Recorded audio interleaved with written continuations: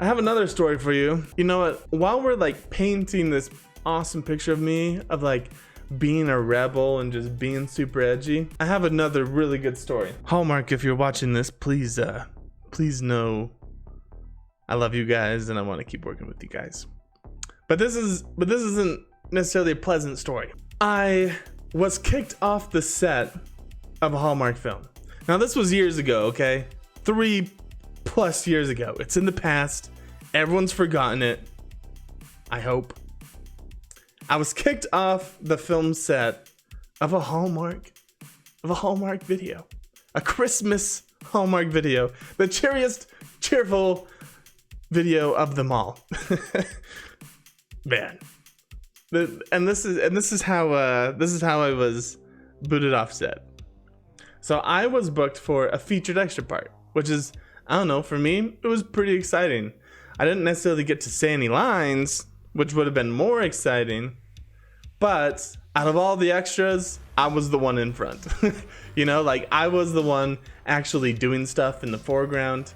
So they called it a featured extra part, which is pretty, I don't know, pretty good. Pretty good for, I guess, where I am right now. What my job was is the camera was gonna start on me.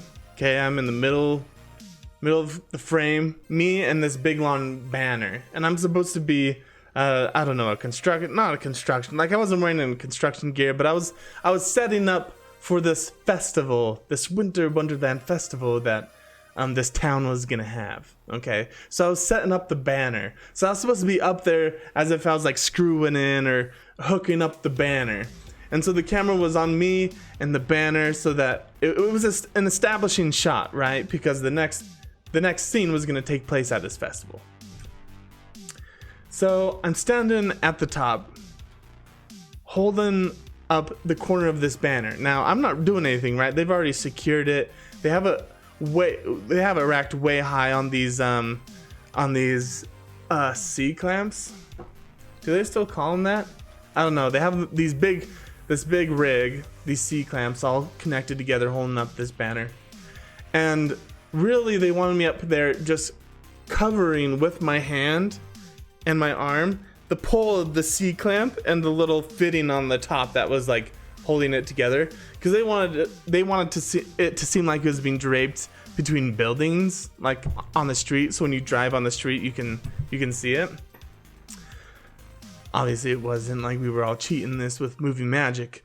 So I was holding the corner like I was hanging it up, but really I was covering it with my big hands. Now, this is being filmed in the middle of summer, which all Christmas Hallmark movies are.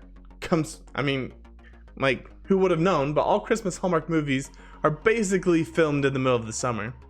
So we're out there in our coats and our gloves, and we're just roasting away. Okay, like it is hot. We are sweating, but that's part of the job.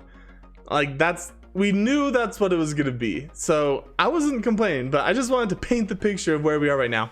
I'm standing way high on this ladder in my hot coat and gloves, sweating just a little bit, and I'm covering the corner of this, and so that they could set up the camera. We haven't started filming yet. They started setting up the camera and everything. Anyway, all the crew, I was out there with the crew while we're getting everything set up, because I'm featured. I was out there with the crew, and they're laughing and they're joking, right? Like they're cracking jokes. They're kind of laughing at how silly this setup is, but with movie magic, we're gonna make it look awesome. They're laughing, and I mean, they're a little rowdy. It's a freaking film set, you know? Like, they're efficient. They're getting their jobs done, because we're still crunching, but they're joking, and like they're being fun to work with, I guess, is what they're doing. And they were joking about how my hands were big enough to hold up the corner of this banner. And the director for the scene, I don't know if he was the director for the whole movie, or I honestly don't know. I don't remember much about this, because I was well, we'll get to that. The director comes out, and everyone's kind of phoning the director, okay, this is what we decided to do. We're gonna have Adam stand up here and cover this, and like we'll do the camera angle this way so they won't be able to see that we're just holding it up. And he was like, oh, that's a great, like laughing. He's like, that's a great idea. Anyway, this lady comes out and the director's like, hey, come over, look at what we got set up here. He's gonna stand up there and he's gonna be holding this, and he's gonna be holding the corner so it looks like he's hanging it up. And she was like, oh, that's great. And the director was like, yeah, like it's because he, like, good thing he has really big hands that he can cover this corner.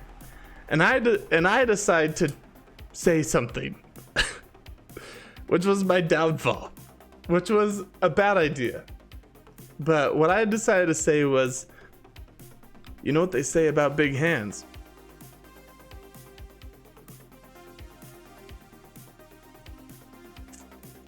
Little to say, that did not get the response I was necessarily looking for.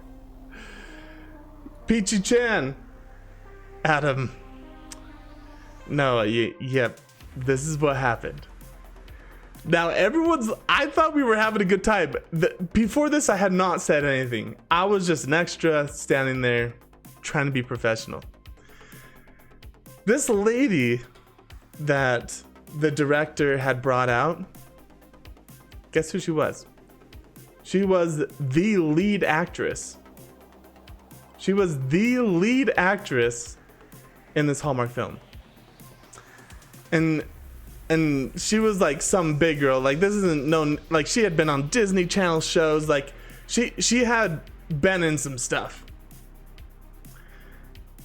So while I was trying to say it out in the open, because I thought we were all joking and bantering, what I failed to realize was, as soon as the director came out, the sort of joking and bantering had stopped. And especially when he brought out the lead actress, there was no more swearing on set. Like, people weren't talking as much. Like, it was down to business.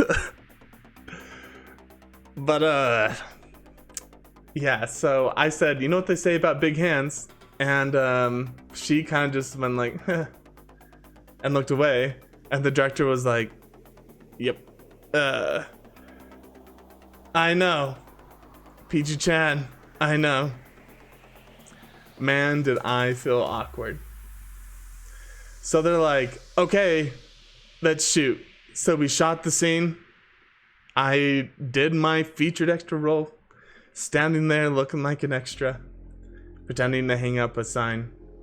As soon as the scene was done, I was pulled aside by the assistant director. You know, the assistant director number 2, who's usually in charge of the extras and the staff that don't have, or the actors, the talent that don't have lines. And he was like, I'm gonna have to send you home. They did not. And when he came to me and he said this, he was like, yeah, you're gonna need to go home. And I was like laughing, and he was one of the guys that was like joking with the whole thing, so I didn't believe him. I thought he was just like joking around. I was like, what does that mean? And he was like, no, you're gonna have to go home. And I was like, oh, why? Are you serious? Like, when I made that joke earlier, it did not cross my brain that it was that inappropriate.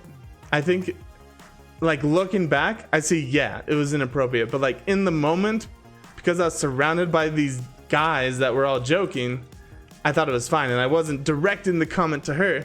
Anyway, I'm not trying to defend myself. I'm just saying, when it came to me, I thought it was a joke. That's awkward. Run away. Yeah, no.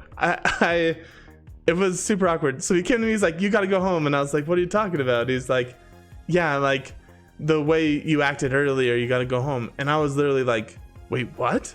What happened? Like, if anyone knows me, I'm like a happy guy. Like, I don't act out. Like, I feel like I'm professional. I feel like I represent myself well.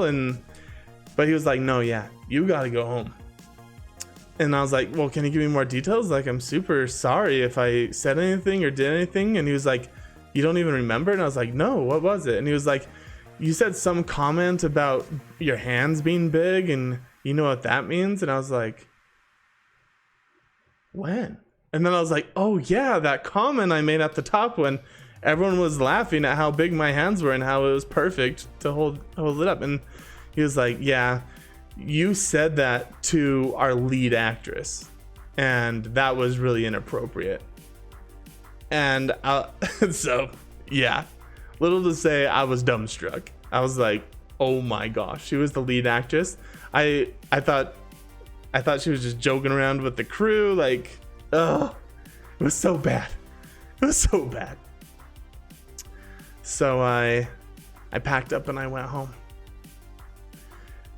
And I mean, like I said, this is what, 3 or 4 years ago, okay? It's been a while. It's been a while. But looking back, right when I went home, I felt cheap shotted. I was like, what the heck? I was a little upset that I had to go home. Like, I was still getting paid because I'd still done my part they hired me for. But I was supposed to be like in the background in a couple other shots. Nope. All that was done. I don't know what they were going to do. They were going to find someone else, but so I felt a little cheap shotted when I got home, but I learned a valuable lesson. Okay? And this is I guess the purpose of this story. The valuable lesson is there's a time and a place for everything. Okay? Like, let's forget about the joke being inappropriate, okay? Because looking back, I can see it was inappropriate. But whether the joke was inappropriate or not, there was a time and a place to joke around. And when you're on set, getting ready to shoot is not the place to joke around. Like, unless you're some huge actor, unless you're like Jim Carrey and I don't know, like experimenting is your thing. Like, I don't think even he would say stuff like that was that low hanging fruit, you know? Like, there's a time and a place for everything, and that was not the right time. And that was not the right place. And yeah. And when you are, and I guess I also learned that I was replaceable, right? Like, they could easily have gotten someone else, and I had lost all future opportunities with those people, at least in the near future, because I'm sure the directors and guys would have remembered me. I don't know if they still remember me. It's been what, like 3-4 years? Like, if I went to go audition and they saw me, I don't think they'd be like, hey, there's that one guy that said that one thing. Life lessons with Adam, yeah. So what I learned is when you're trying to hustle and you're trying to kiss butt and you're trying to get ahead while being an actor or a performer, sometimes just really analyze the time and the place before you make any jokes, especially sort of risky ones like that one I made. So that is in the words of Peachy Chan, that is my life lesson that I want to share with you guys today. Whew. So a little rough. Peachy Chan, I don't know if you're here for my first story, but we've had 2 stories so far of me messing up. There may or may not be a warrant out for my arrest right now. May or may not be. So yeah, I was kicked off the set of a Hallmark film. Oh, you joined about 10 minutes ago? Oh, okay, cool. I was kicked off the set of a Hallmark film. Hallmarks are supposed to be the happy, joyful place, right? Where there aren't swear words, there aren't sex scenes. Like, this is wholesome entertainment. And I was the inappropriate one to get kicked off, which just is so bizarre to me. Because I feel like if anyone knows me, they would know that if anything, I am not the edgy one. So I don't know. It's just a funny story.